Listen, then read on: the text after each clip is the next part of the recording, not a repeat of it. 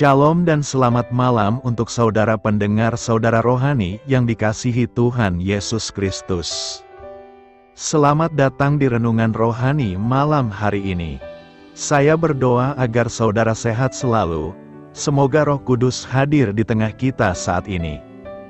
Jika saudara ada yang sedang sakit, marilah kita sama-sama berdoa untuk kesembuhan saudara dan pemulihan keadaan saudara. Kita harus berharap dan tidak berhenti berpengharapan kepada Tuhan. Sebelum kita mulai renungan malam ini, marilah kita bersama-sama berdoa. Bapa kami yang di surga, Bapa di dalam nama Tuhan Yesus Kristus. Kami sungguh mengucap syukur, ya Tuhan, oleh karena Engkau sangat baik buat kami. Engkau ada bersama kami dan menopang hidup kami di siang hari dan di malam hari. Engkau ada bersama-sama dan menyertai kami.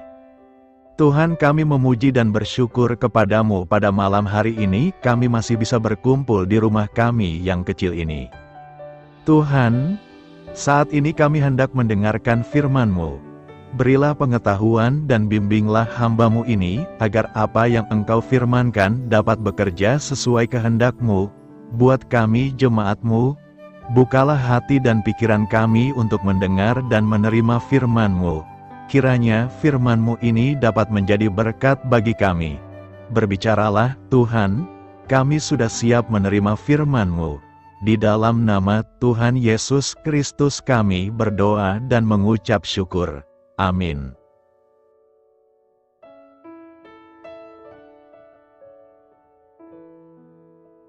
Sahabat saudara rohani, pembacaan ayat emas Alkitab renungan kita malam hari ini. Nats pilihan kita adalah, sekalipun hasil pohon zaitun mengecewakan, namun aku akan bersorak-sorak di dalam Tuhan. Tertulis dalam kitab Habakuk 3 ayat 17 dan 18, kata kunci renungan pada malam ini adalah sukacita dalam kemiskinan. Dan bacaan kita pada malam ini terambil dari kitab Habakuk 3 ayat 14 sampai dengan ayat 19. Engkau menusuk dengan anak panahnya sendiri kepala laskarnya, yang mengamuk untuk menyerahkan aku dengan sorak-sorai, seolah-olah mereka menelan orang tertindas secara tersembunyi. Dengan kudamu, engkau menginjak laut, timbunan air yang membuih. Ketika aku mendengarnya, gemetarlah hatiku, mendengar bunyinya, menggigillah bibirku, tulang-tulangku seakan-akan kemasukan sengal, dan aku gemetar di tempat aku berdiri. Namun dengan tenang akan kunantikan hari kesusahan, yang akan mendatangi bangsa yang bergerombolan menyerang kami. Sekalipun pohon ara tidak berbunga, pohon anggur tidak berbuah, hasil pohon zaitun mengecewakan, sekalipun ladang-ladang tidak menghasilkan bahan makanan, kambing domba terhalau dari kurungan, dan tidak ada lembu sapi dalam kandang, namun aku akan bersorak-sorak di dalam Tuhan, beria-ria di dalam Allah yang menyelamatkan aku. Allah Tuhanku itu kekuatanku, Ia membuat kakiku seperti kaki rusa, Ia membiarkan aku berjejak di bukit-bukitku. Terambil dari kitab Habakuk 3 ayat 14 sampai dengan ayat 19. Topik dari ayat emas renungan kita adalah, kegembiraan itu tergantung pada apa yang terjadi tetapi sukacita tergantung pada Yesus. Mari kita mulai renungan malam kita. Dalam buku 450 Scientist for Life, Gus Anderson menceritakan kunjungannya ke sebuah gereja di suatu daerah pertanian, di sebelah timur Alberta, Kanada. Di daerah itu telah berlangsung kekeringan selama 8 tahun. Kondisi ekonomi petani di tempat itu tampaknya tak ada harapan lagi. Meskipun dalam kemiskinan, namun banyak di antara mereka yang terus berkumpul untuk memuji dan menyembah Allah. Anderson sangat terkesan dengan kesaksian seorang petani yang berdiri dan mengutip Habakuk 3 ayat 17 dan 18. Dengan sungguh-sungguh petani itu berkata, sekalipun pohon ara tidak berbunga, pohon anggur tidak berbuah, hasil pohon zaitun mengecewakan, sekalipun ladang-ladang tidak menghasilkan bahan makanan, kambing domba terhalau dari kurungan, dan tidak ada lembu sapi di kandang. Namun aku akan bersorak-sorak di dalam Tuhan, beria-ria di dalam Allah yang menyelamatkan aku. Anderson berpikir, orang suci itu telah menemukan rahasia sukacita sejati. Mendapatkan kesenangan dari barang-barang yang dapat dibeli memang bukan suatu kekeliruan. Akan tetapi, jangan sampai kita mengandalkan barang-barang tersebut untuk mendapatkan kebahagiaan. Apabila kepuasan kita ditentukan oleh kepemilikan atas barang-barang, kita akan hancur pada saat kehilangan barang-barang tersebut. Tetapi jika sukacita kita berada di dalam Allah, tidak ada sesuatu pun yang dapat merusakkannya, bahkan kesulitan ekonomi pun tidak.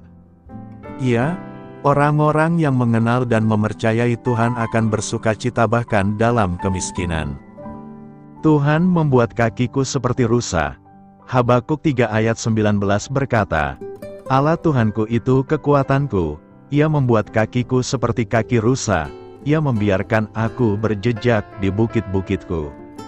Rusa adalah binatang lemah, tetapi kekuatan kaki-kakinya sangat mengagumkan karena mampu dengan lincahnya menjejak di atas bukit berbatu, melewati rintangan, hingga akhirnya sampai pada tempat tinggi dan jauh di puncak bukit.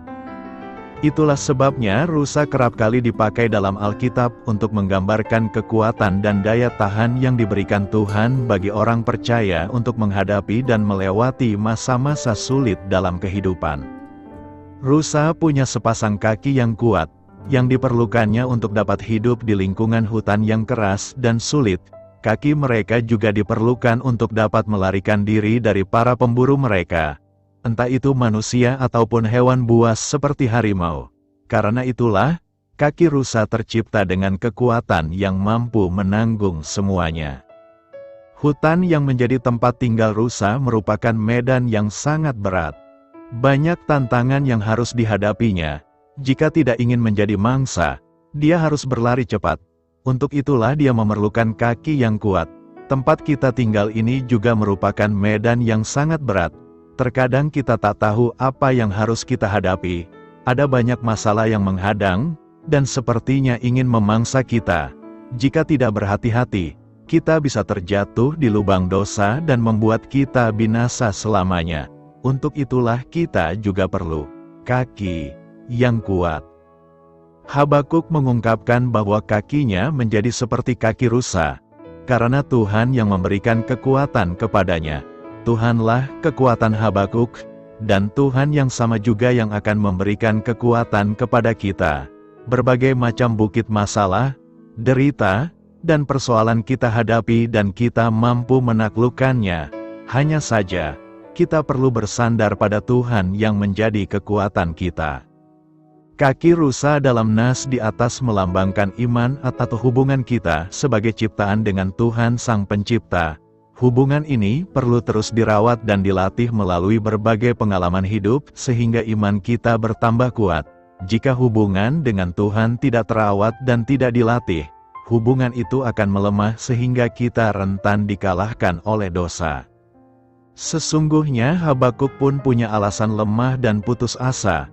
Sekalipun pohon ara tidak berbunga, pohon anggur tidak berbuah, hasil pohon zaitun mengecewakan, sekalipun ladang-ladang tidak menghasilkan bahan makanan, kambing domba terhalau dari kurungan, dan tidak ada lembu sapi dalam kandang, yang adalah gambaran suatu keadaan yang sangat memprihatinkan.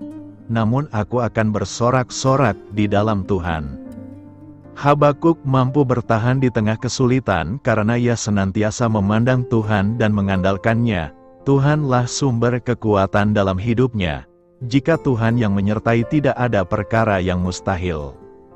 Semua orang mengakui bahwa hidup di zaman seperti sekarang ini sangatlah berat, bagaikan menempuh perjalanan di padang gurun, melewati kerikil, dan bahkan batu-batu tajam yang berat.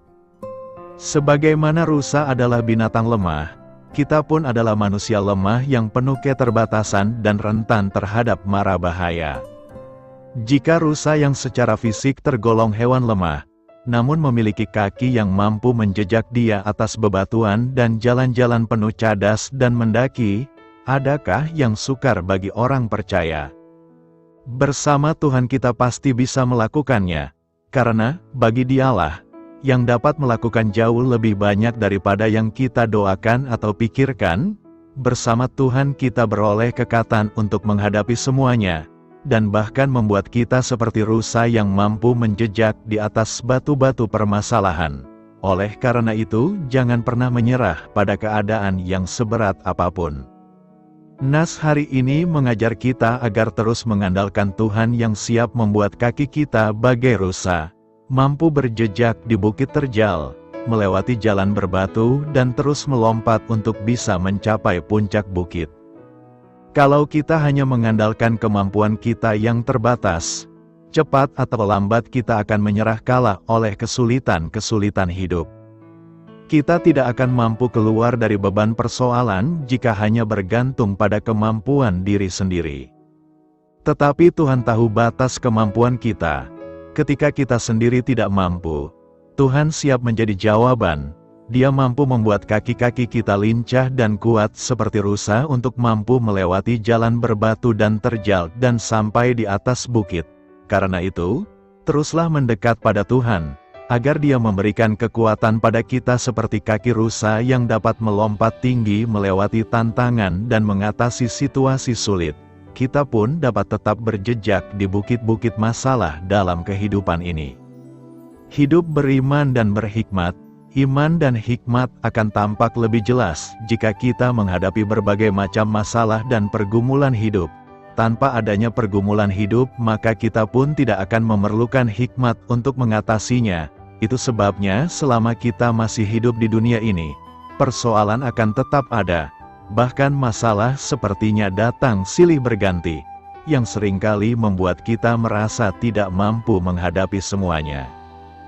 Jadi apabila saat ini kalau kita berpikir bahwa kita bisa menjalani hidup ini tanpa masalah, itu berarti kita sendiri ada di dalam masalah, karena telah memiliki pola pikir yang salah. Tidak mungkin manusia hidup di dunia ini tanpa masalah, sebab saat manusia pertama kali jatuh ke dalam dosa, ini merupakan sumber masalah yang terbawa sampai saat ini. Dengan pemahaman ini, kita akan semakin mengerti bahwa setiap masalah yang datang kita harus tetap menghadapinya, dan bukan berusaha lari dari masalah yang kita hadapi. Masalah yang datang harus kita hadapi dengan penuh tanggung jawab, dan berjuang dalam menghadapinya dengan tekun. Karena sesulit apapun masalah yang kita hadapi, di dalam Tuhan kita Yesus Kristus, pasti ada jalan keluarnya. Pertanyaan kita sekarang adalah, apa yang harus kita lakukan sebagai orang yang hidup beriman dan berhikmat saat menghadapi berbagai macam masalah dan pergumulan hidup itu? Pertama, kita harus bertahan dan tahan uji. Bertahan dalam pencobaan, sebab apabila ia sudah tahan uji, ia akan menerima mahkota kehidupan yang dijanjikan Allah kepada barang siapa yang mengasihi Dia. Bertahan dan tahan uji, dalam bahasa Yunani memiliki kesamaan dasar dengan ketekunan. Ketekunan di sini berarti kemampuan bertahan dalam kesukaran, bukan dengan sikap sekedar bertahan, tetapi dengan sikap sedemikian rupa sehingga mampu untuk menjadikan situasi atau hal yang tidak menyenangkan itu menjadi sesuatu yang memuliakan Tuhan. Kalau kita menghadapi kesukaran, ada beberapa macam sikap yang bisa kita ambil. Kita bisa menjadi marah, jengkel, bersungut-sungut, lari ke dalam dosa, mundur dari Tuhan, atau bahkan murtad. Ini jelas bukan ketekunan. Kita bertahan, tetapi bertahan secara pasif atau diam. Ini memang masih lebih baik dari sikap pertama di atas, tetapi ini masih belum termasuk ketekunan seperti yang dimaksudkan dalam ayat 2. Kita tetap bersukacita, memuji dan bersyukur kepada Tuhan dan tetap hidup bagi kemuliaan Tuhan. Contoh, Paulus dan Silas dalam Kisah Para Rasul 16 ayat 25, dan Nabi Habakuk dalam Habakuk 3 ayat 17-18. Inilah ketekunan yang dimaksud dalam ayat 2. Yang mana yang menjadi sikap kita pada waktu kita menghadapi kesukaran, kalau selama ini kita lebih sering bersikap salah? Maukah kita, dengan pertolongan Tuhan, berusaha untuk memperbaikinya, ketekunan seperti ini adalah sesuatu yang penting sekali, karena ketekunan ini memungkinkan kita untuk bertahan sampai akhir di dalam kita mengikut Yesus. Tanpa ketekunan seperti ini, kita bisa menjadi seperti orang yang termasuk golongan tanah berbatu, yang bertahan hanya sebentar saja lalu murtad. Ketekunan seperti ini bisa mempengaruhi dunia. Kalau kita hanya bisa bertahan secara pasif dalam menghadapi kesukaran, itu tidak mengherankan orang. Tetapi kalau kita bisa tetap bersukacita, bersyukur dan memuji Tuhan, bahkan bisa tetap bersemangat melayani Tuhan di tengah-tengah kesukaran dan segala macam penderitaan, maka kita bisa membuat orang dunia menjadi heran sehingga mereka mau mempelajari rahasia sukacita tersebut, bahkan mau mengikut Kristus. Ketekunan seperti ini tidak mungkin bisa didapatkan kalau kita tidak mengalami kesukaran.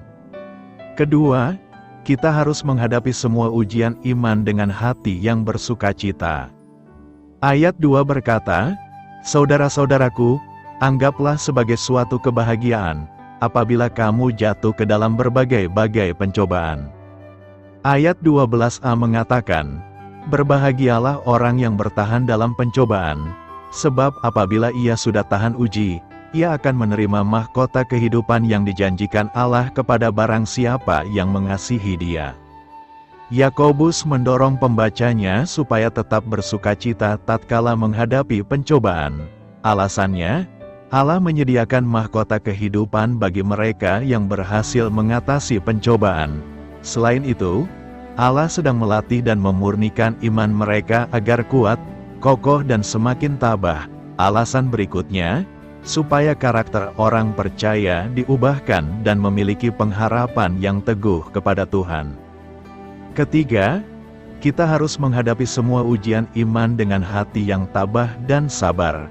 Ayat 3, menegaskan bahwa ujian terhadap iman menghasilkan ketekunan. Orang Kristen harus berpikiran positif dan jangan melarikan diri dari ujian, tetapi tetaplah tabah dan sabar, karena lewat pencobaan ini Allah sedang menguji kesungguhan dan keseriusan iman kita kepadanya.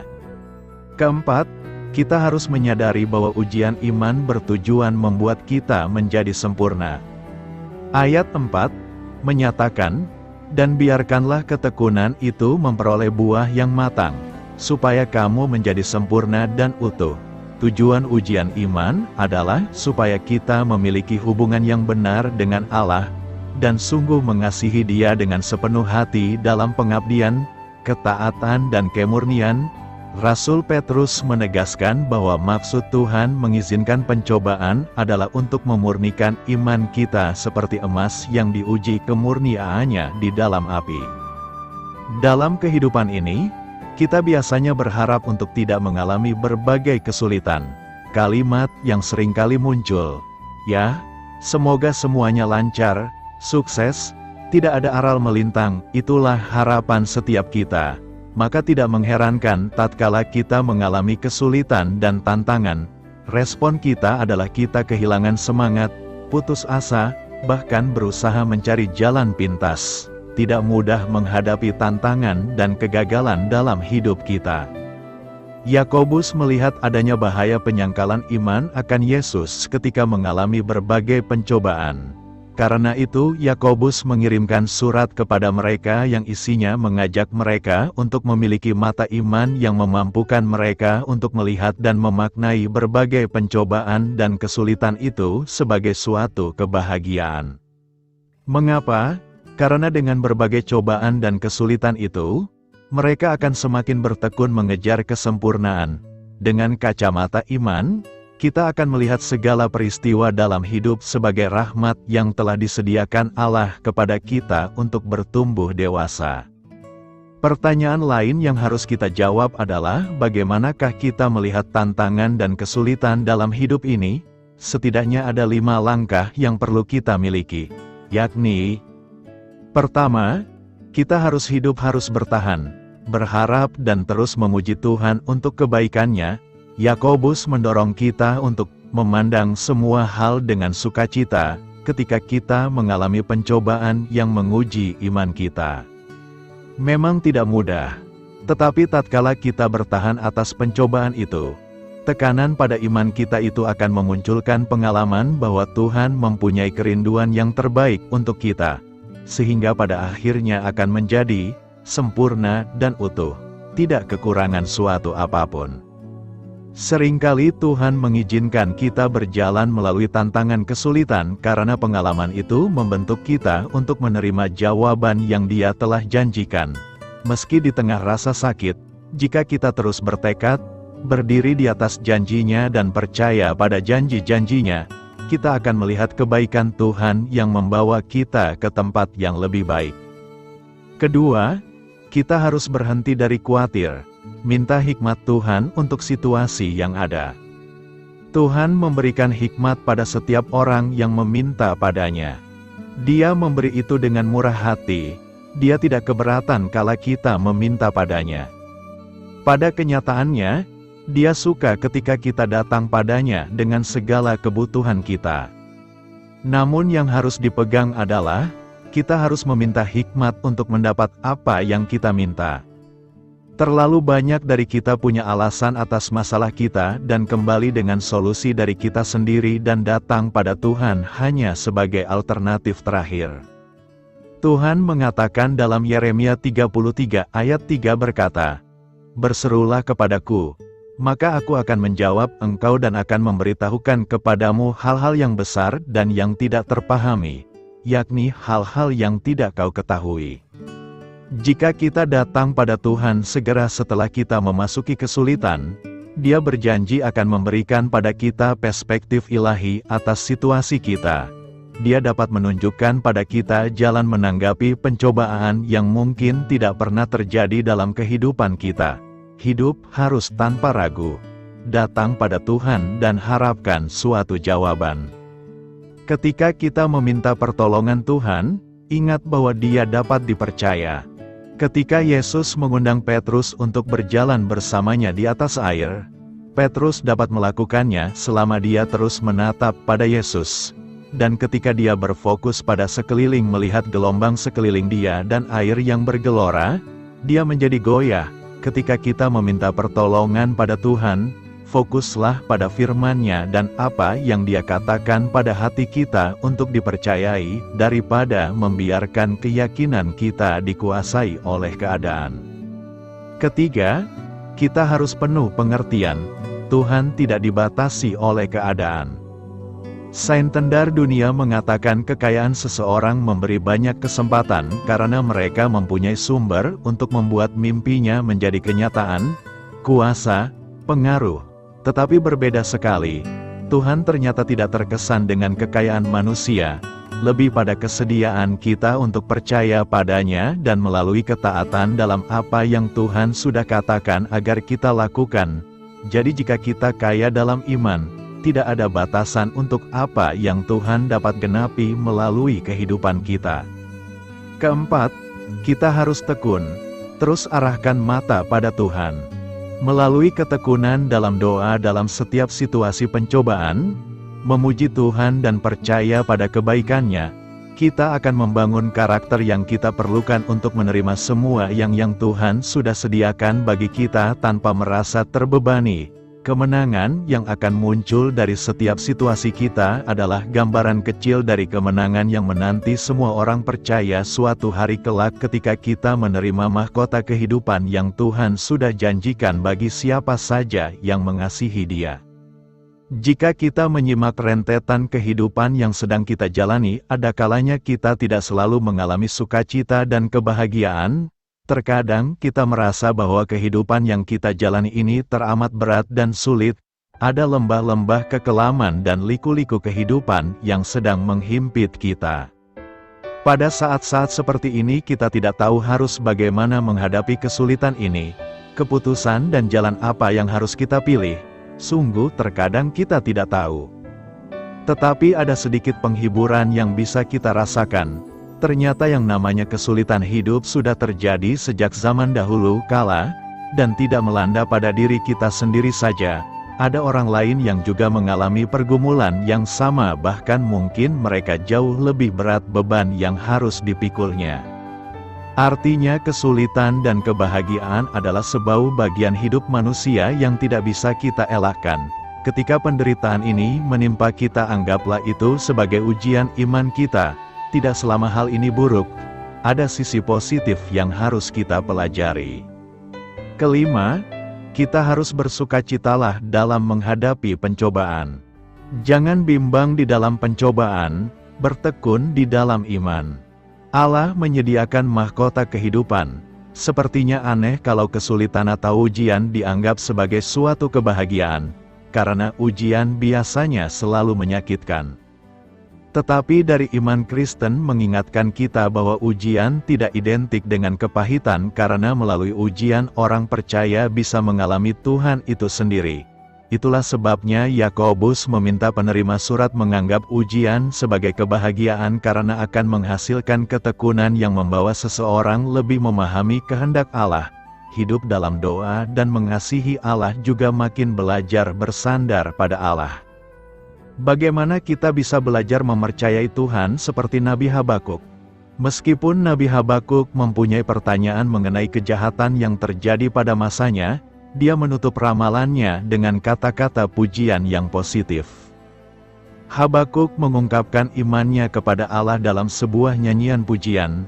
Sekalipun pohon ara tidak berbunga, pohon anggur tidak berbuah, hasil pohon zaitun habis dan ladang tidak menghasilkan makanan, kawanan ternak akan dilenyapkan dari kandangnya dan adalah tidak ada ternak di kandang.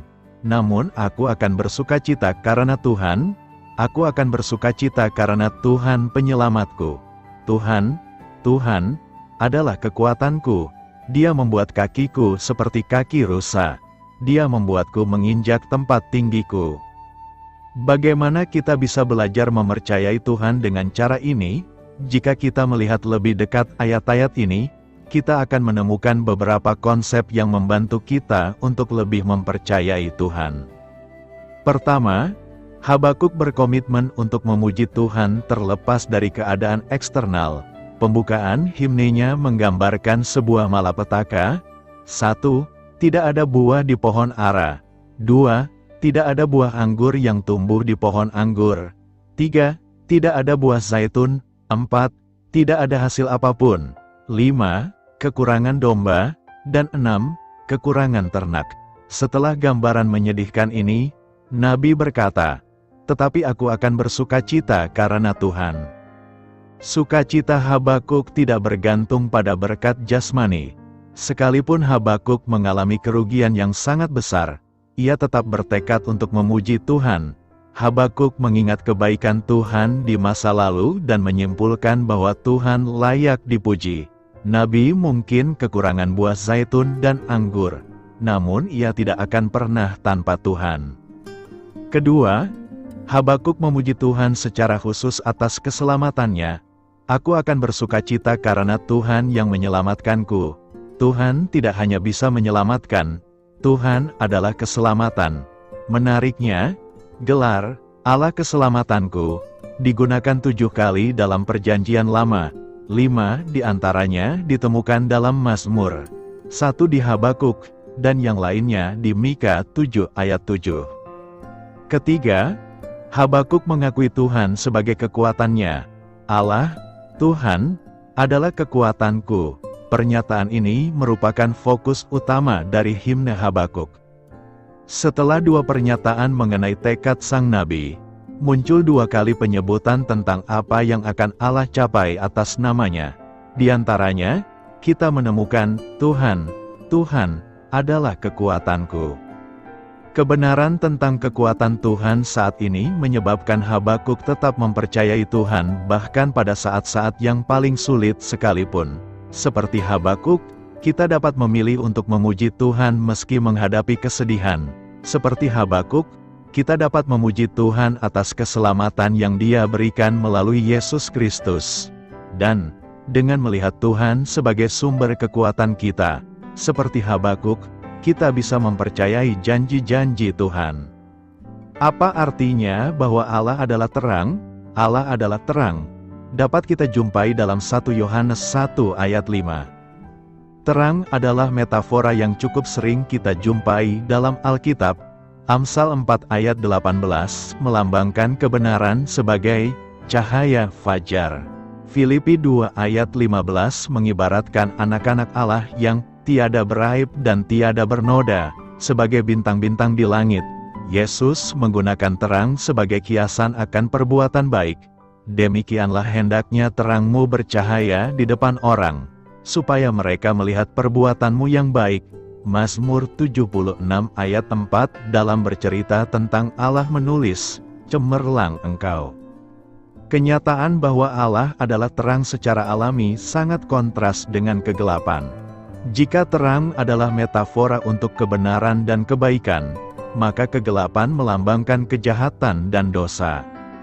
1 Yohanes 1 ayat 6 menulis, jika kita katakan bahwa kita beroleh persekutuan dengan Dia, namun kita hidup di dalam kegelapan, kita berdusta dan kita tidak melakukan kebenaran. Dalam ayat 5 tertulis, Allah adalah terang dan di dalam Dia sama sekali tidak ada kegelapan. Perhatikan bahwa ditulis bahwa Allah adalah terang, bukan salah satu penerang. Terang adalah bagian yang tak terpisahkan dari dirinya. Sama halnya dengan kasih, pesan yang disampaikan ialah bahwa Allah seutuhnya kudus, dengan tidak sedikit pun kejahatan, ketidakadilan, atau dosa. Jika kita tidak memiliki terang, maka kita tidak mengenal Allah. Mereka yang mengenal Allah, yang berjalan bersamanya, adalah terang dan jalan pula dalam terang. Mereka mengambil bagian dalam kodrat ilahi Allah, dan luput dari hawa nafsu duniawi yang membinasakan dunia. Allah adalah terang, begitu pula dengan anaknya. Yesus berkata, "Akulah terang dunia, barang siapa mengikut aku, ia tidak akan berjalan dalam kegelapan, melainkan ia akan mempunyai terang hidup." Dalam bagian ini, berjalan, sama artinya dengan memperoleh kemajuan. Jadi, kita dapat menarik kesimpulan dari ayat ini bahwa orang Kristen dimaksud untuk bertumbuh semakin kudus dan semakin dewasa dalam mengikuti Yesus.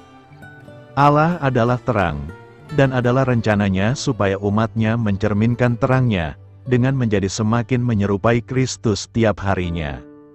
Karena kamu semua adalah anak-anak terang dan anak-anak siang, kita bukanlah orang-orang malam atau orang-orang kegelapan. Allah adalah pencipta cahaya terang alami maupun pemberi terang rohani yang olehnya kita dapat berjalan dalam kebenaran.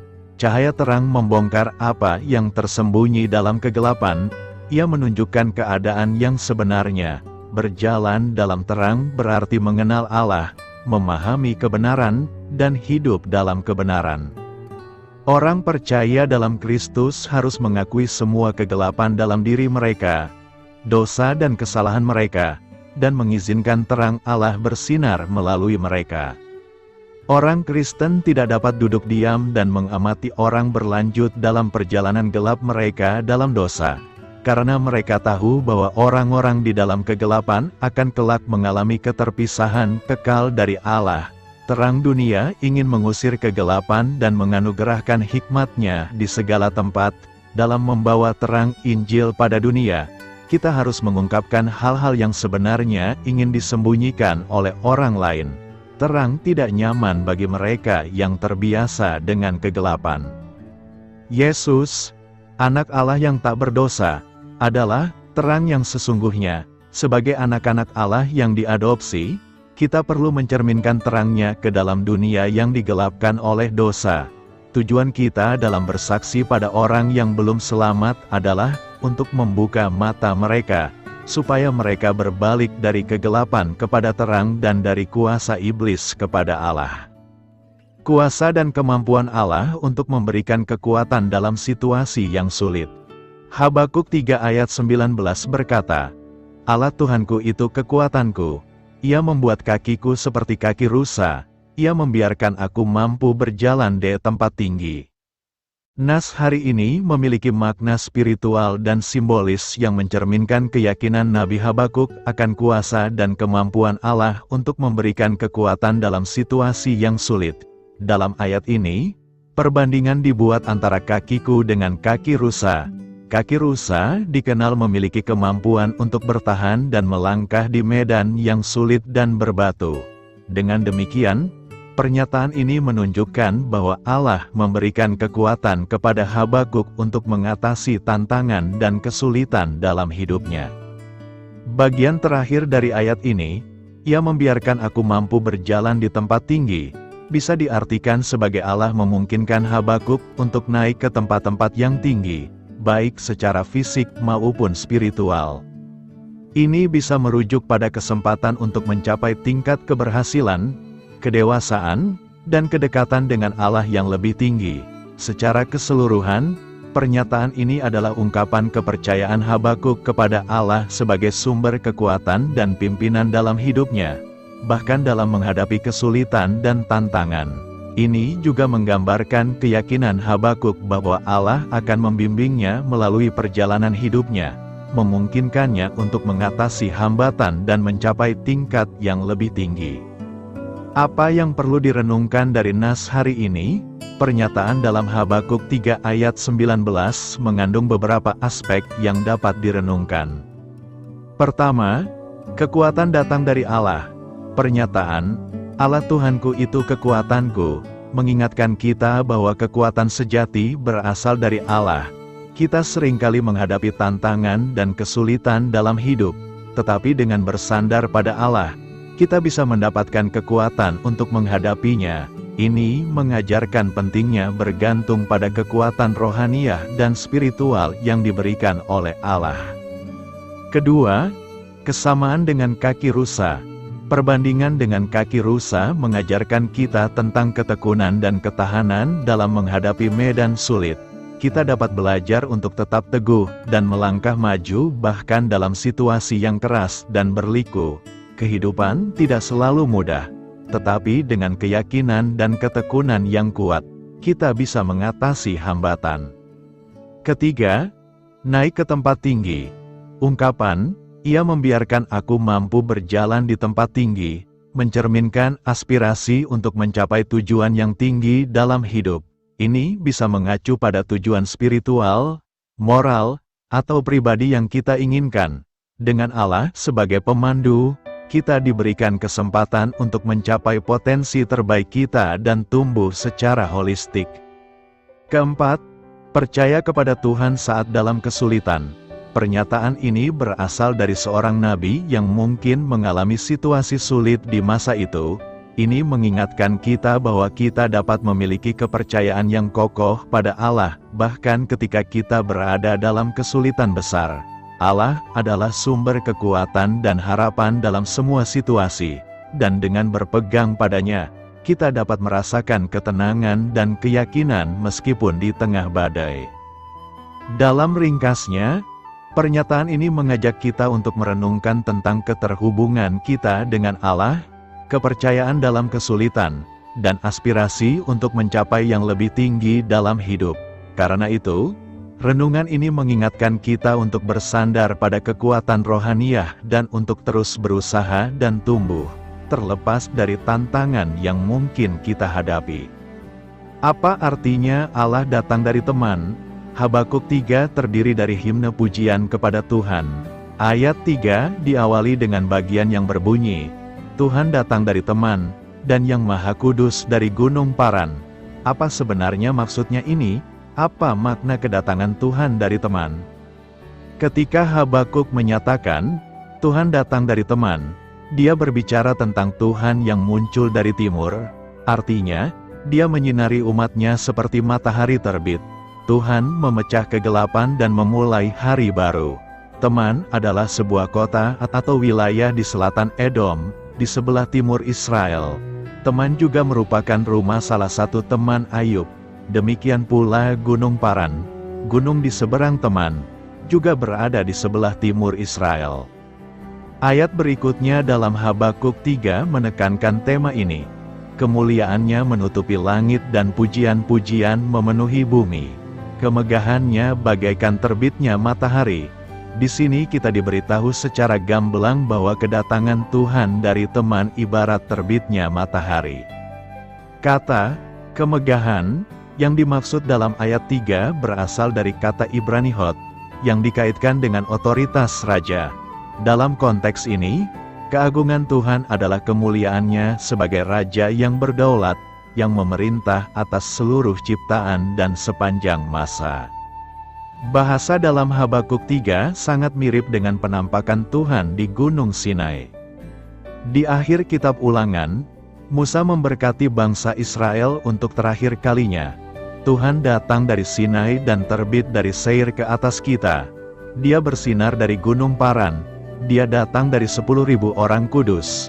Dengan api yang menyala-nyala di sebelah kanannya, penggunaan frasa serupa oleh Habakuk menghubungkan nyanyian pujiannya dengan berkat Musa. Habakuk memuji kedaulatan Allah dan kemampuan untuk menyediakan Eksodus kedua bagi umatnya, bukan dari Mesir tetapi dari Babel. Habakuk 3 ayat 3 menandai pergeseran himne Habakuk dari permohonan menjadi pujian. Ia mencatat kuasa Allah dalam membawa orang-orang Yahudi keluar dari Mesir dan masuk ke tanah perjanjian. Karena Tuhan telah menyelesaikan pekerjaan besar ini di masa lalu, Habakuk yakin Dia akan melepaskan umatnya dari Babel dan membawa mereka kembali ke tanah air mereka sekali lagi. Setelah kegelapan penawanan, Tuhan akan menjadi terbitnya kebebasan dan harapan. Beritakanlah Injil kepada segala makhluk, hormatilah semua orang. Selamat beristirahat malam dalam kasih setia Tuhan. Doa saya menyertai saudara sekalian. Mari bertumbuh dalam iman bersama saudara rohani. Saya memberkati Anda, agar sewaktu Anda mencarinya dari Dia, Bapa Surgawi Anda akan memberikan bagi Anda roti harian Anda. Dalam nama Yesus Kristus, Tuhan yang berkuasa atas alam semesta dan menuntun kita kepada iman yang menyelamatkan, Tuhan Yesus menyertai senantiasa. Terima kasih sudah berkenan mendengarkan renungan malam saudara rohani. Tuhan memberkati. Amin.